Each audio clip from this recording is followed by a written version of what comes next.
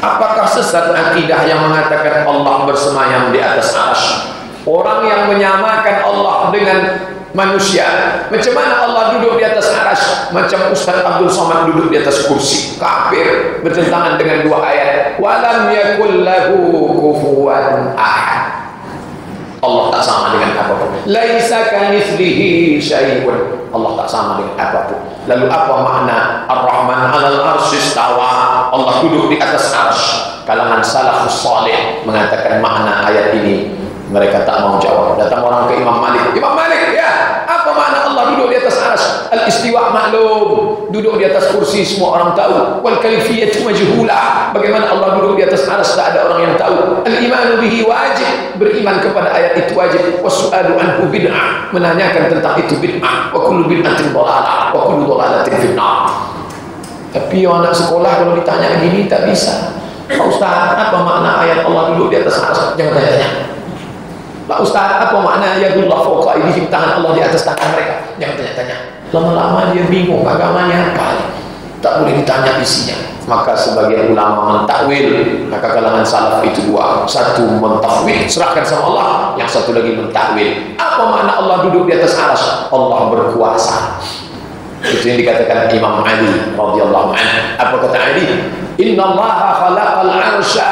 Allah menciptakan arsy izharan liqudratihi, untuk menunjukkan kuasanya. Walam yattakhizhu makanan li nafsihi, bukan untuk menyatakan tempat duduknya.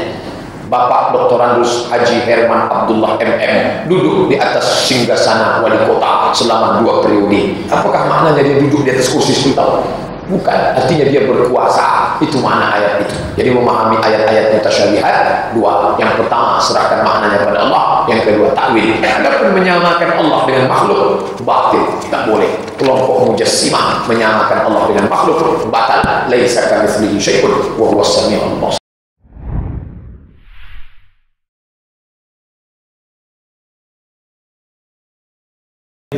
Riwayat 4 Imam Mazhab tentang keyakinan Allah istiwa di atas arsy.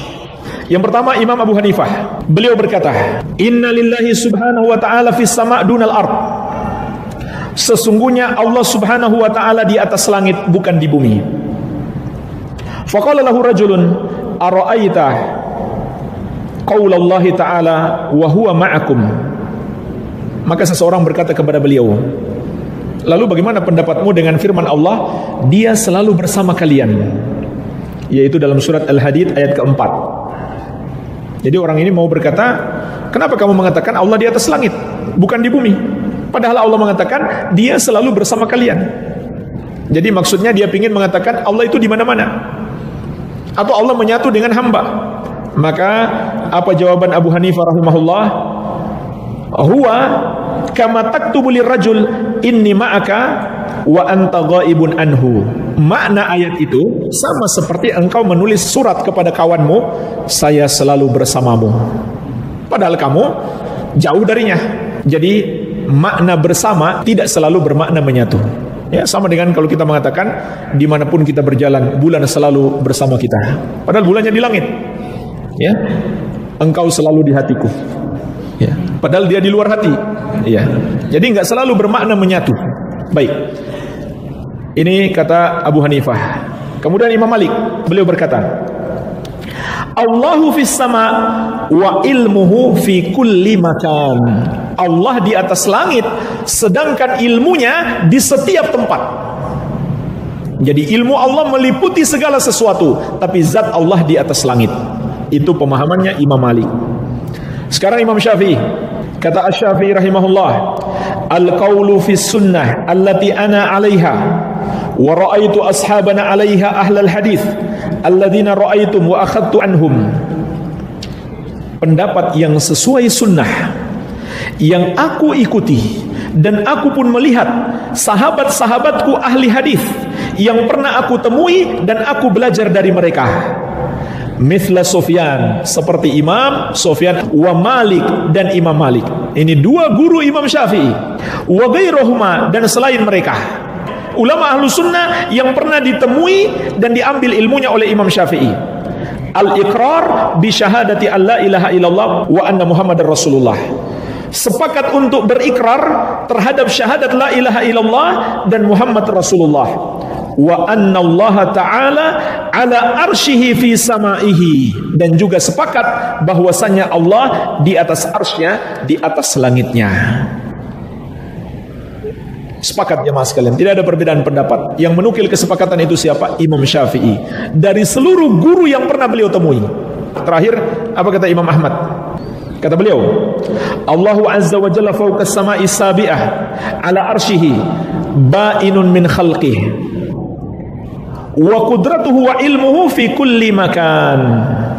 Allah azza wa jalla di atas langit yang ketujuh, di atas arsy-Nya, terpisah dari makhluknya.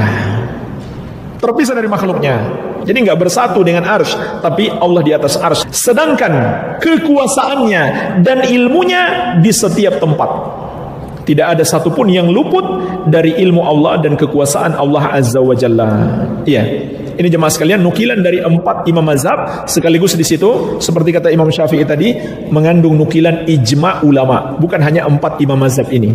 Sepakat seluruh ulama Ahlus Sunnah wal Jamaah mengimani Allah di atas arsy, di atas langit yang ketujuh, beristiwa di atas arsy. Tidak ada yang mengatakan Allah di mana-mana, atau Allah menyatu dengan makhluk, atau Allah tidak di mana-mana. Tidak ada yang berkata begitu.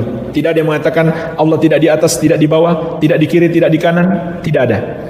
Tidak ada yang berkata begitu. Semuanya mengatakan ucapan yang sama. Allah di atas arsy, di atas langit yang ketujuh. Dan tentu Allah tidak membutuhkan arsy sedikit pun.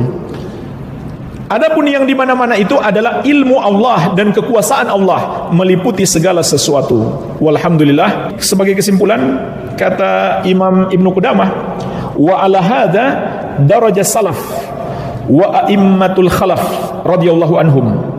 Dan inilah akidahnya salaf dan para imam generasi berikutnya radhiyallahu anhum. Kulluhum muttafiquna, semuanya sepakat alal iqrar wal imrar, untuk mengakui dan membiarkan, mengakui semua sifat-sifat Allah dan membiarkannya tanpa menafsirkannya. Wal itsbat, serta menetapkannya lima warada minas sifat fi kitabillah wa sunnati rasulih, sesuai dengan apa yang terdapat dalam Al-Quran dan Sunnah, min ghairi ta'arrudin li ta'wilih, tanpa lancang mentakwilnya. Tidak lancang mentakwilnya. Inilah jemaah sekalian thariqus salaf, jalannya generasi salaf, generasi sahabat, tabi'in, tabi'ut tabi'in, dan para pengikut mereka sampai hari ini. Alhamdulillah masih ada riwayat-riwayat sampai kepada kita hari ini, karena memang dijaga dari masa ke masa.